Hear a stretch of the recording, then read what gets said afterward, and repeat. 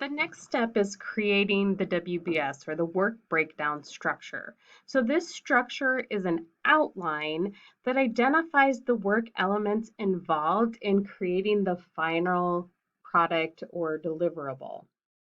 So we break it down into various work packages so that we can figure out exactly what steps we need to work through in order to get this project completed and who should be working on each step of the product. This is an example of a WBS. So we have package, the type of work, we make a list, we start with the project and work backwards. So what are the major deliverables for this project? And then what are the sub-deliverables of the major deliverables? What's the lowest management responsibility level? What are the grouping of work projects, the cost count, and then what are the various work activities that need to be completed? Once we have this structure designed, then we can start looking at who do we assign those work activities to, or who do we have on our staff that is the expert in those various activities that we would ask to complete them. So this helps us look at what is the organization of a project. So we have information about our organization, what the project responsibilities are, which units and individuals need to be a part of them, which then helps the project manager plan, schedule, and budget this project. It also starts our communication plan so that we can start coordinating the various project elements. So we're going to start with those daily work activities that have to be completed. And then we're going to monitor those work activities to make sure that we get the first step in the deliverables completed on time in a way that makes it so we can complete the entire project on time. So this is a further breakout of what that looks like from the example. So from the chapter, we're making a tablet computer. And so we have these different deliverables. We need a CPU, we need the hardware, and then we need power supply, battery, charger, USB slots, internet access, touch screen. And that breaks down further into what we build into that. We have a frame and cameras and speakers, etc. And then who those work packages are assigned to and which units within the organization. So our work package is the very lowest level. This is what work needs to be done, what time period it needs to be done with, what is the budget we have to complete that work, how much resources do we do, and then who is responsible for that work, and how are we going to say whether it was successful or not. So it depends on what the project is. There's a wide variety of types of projects, different examples that you have in your textbooks, such as that building that slim computer. And then we also have project management in that we have to, they talk about conferences. So for conferences, we have to work backward from what date that conference is. So we schedule the conference, we're going to have it at a convention center or hotel, and that is the project. Then we have to work backwards from the project in how many days is the conference going to be? How many speakers do we need? Who is going to be responsible for getting those speakers? And all of that stuff gets defined in these documents within the scope of the project. Once we've created the WBS, we need to integrate it into the organization. So this is how the firm is going to show work responsibility for the project. So we've already identified who needs to do the work and what time frame we need to do it in. So then we know which organizational units are going to control which different parts, especially if it's a multi-unit organizational thing and we're not working with a very specific project team. If we have a very specific project team that works on these projects, then we're just going to assign projects to this and we don't need to think about how it integrates into the org structure. But if we have a matrix project and we have to tie this into different organizational units, then we need to look at that organizational breakdown structure and how we're going to build in that people are working both on their own daily work stuff and the components that work for this project management. So this is an integration of how we work this into the org structure. So we have this original work structure for the Slim tablet, and then we've created the organizational structure at the bottom. We have a design team, we have a quality control testing team, a production team, and an outsourcing team. And we've identified which team is assigned to each item.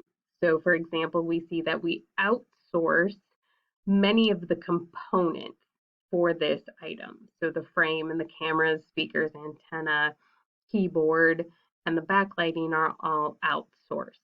We have a purchasing department who is in charge of making sure that all of those components are available to us so that we can go into production. When we are looking at production, we're going to build a couple of prototypes. Those prototypes are going to go through quality control testing. Design happens before any of that happens, the design of this product, what components it needs.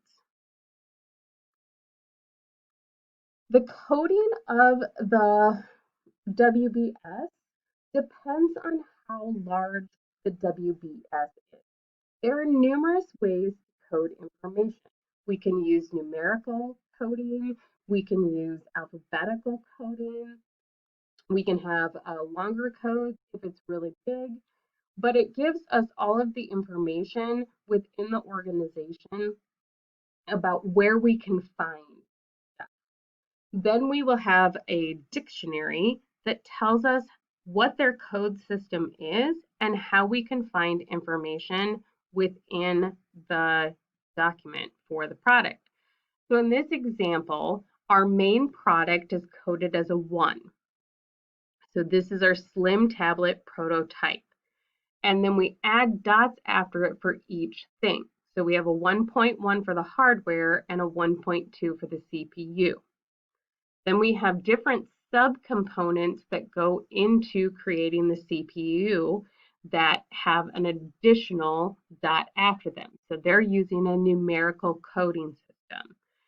Coding systems, like I said, can be numerical. They could be color coded. They could be alphabetically coded. It's whatever the organization uses to make sense of their system and how they keep track of information. So then if I was looking for information for a specific component within this WBS, I would understand what that coding system was and I could go directly to the information about that specific thing. We have a process breakdown. This is the process that we need for this showing for a software development project. So this is different than all of the steps we went through for that big project scope and creating the full organizational structure. Sometimes we have distinct project teams or smaller projects, and we can use smaller documentation to keep track of those projects. So this is the example of a software development project. So we have our major phases of the project: analysis, design, then we construct the software, someone tests the software, and after it's been tested, it gets rolled out. Then we have the different level activities that are part of the major activities and who gets assigned to each one of those things. We can also have a responsibility matrix.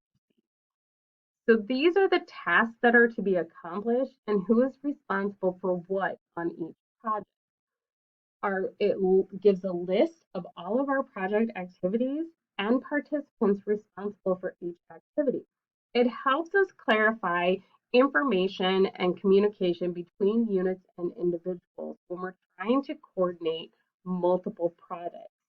It also allows for the users who are involved in this project to view what their responsibilities are, what their assignments are, and how much authority they have over the work that they are doing. So when we're looking at a responsibility matrix, we have this project team of 5 individuals, whether they're responsible or they support or assist. So this particular project is a market research project. So we identify target customers, develop a questionnaire, pilot test the questionnaire, finalize the questionnaire, etc. And who is identified for each team on that. We can go back to this software development project and talk about how we might have this breakdown. So we have analysis, design, construct, test, and roll out. And who is involved in each step of the process. My husband is on a web development team, and all they do is develop websites. And they have people who are designed for each one of these things, like a 6-person team. So they have 2 people who are part of that constructing or code writing for the underneath code. Then they have a design person who takes that code and makes it pretty and makes sure the colors are all proper for the website that it's designed for. Then they have a team member that is just responsible for trying to break that code and does everything they can to break any code that is written in the testing environment to see that if it can be broken, and if it can be broken, how it breaks and how they can go back and redesign and reconstruct to prevent any breaking further. After everything's been thoroughly tested, then they would go to rollout. And each one of those things gets divided up in a responsibility matrix for who on the team is responsible for that. So this is just another responsibility matrix for a conveyor belt. Who in the organization, whether they're responsible in this, they're using a numerical code, so they're responsible for it, or they support, or they're a consultation, they get notification, or they have final approval. Once we have all of these things, we need a project communication plan. So how are we going to keep in contact with each other? When are we going to keep in contact with each other? Who do we have to give information to? What methods do we use to gather and store information? Who has access to certain kinds of information? For example, we might want to communicate with the team that is working on the project on a daily basis, but we aren't going to report back to the customer on a daily basis. We're going to develop a plan. If it's a month-long project, maybe we're going to have a weekly check-in with the customer, but we're not going to keep the customer in daily check-ins about, hey, we worked on your project today. We're going to do major check-ins with them when we get to different steps in the process, especially if we have to go to, okay, we're through phase 1, but we need you to make a couple of decisions before we get to phase 2, or look at phase 1. Are there changes you would want to make before we move on to phase 2, or various things that you might communicate out with the customer. So we have to decide what is our communication plan, who are the stakeholders, what are our information needs, and then we have to decide how we're going to communicate with each other in those dissemination modes and our timing. More and more, especially with COVID right now, we are working with virtual project teams. So we have to decide if we're communicating via email, if we're using SharePoint or Teams. Slack is a very common workforce management tool for communication. We can use Zoom, video conferencing, phone call conferencing, etc. As I said before, my husband works on a project team that just does web development. They have a morning stand-up where every morning at 5:30 they meet in a virtual conference room via Zoom because they all work virtually, and they go around in a circle and say, this is what I'm currently working on. This is what I'm waiting on from another team member. This is what I'm planning on moving forward. And it's just this daily, quick thing.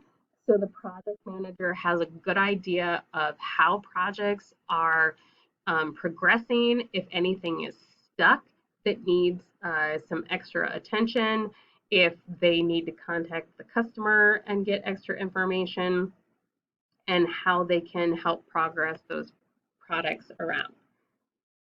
So we have these different kinds of stakeholders. We have to keep satisfied.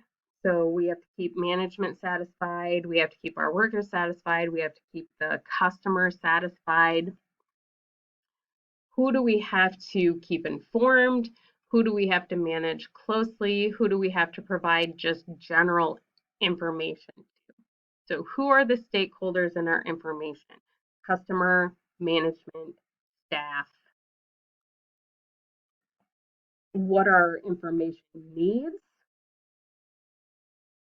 Our status reports, any issues we're having, if we have changes in scope from either customer or the team status meetings, who has decision making, and if we're stuck waiting to hear back from a decision, if we've hit a milestone, if we have action items, etc. So this is an example of a communication plan. What's the information? Who is the target audience?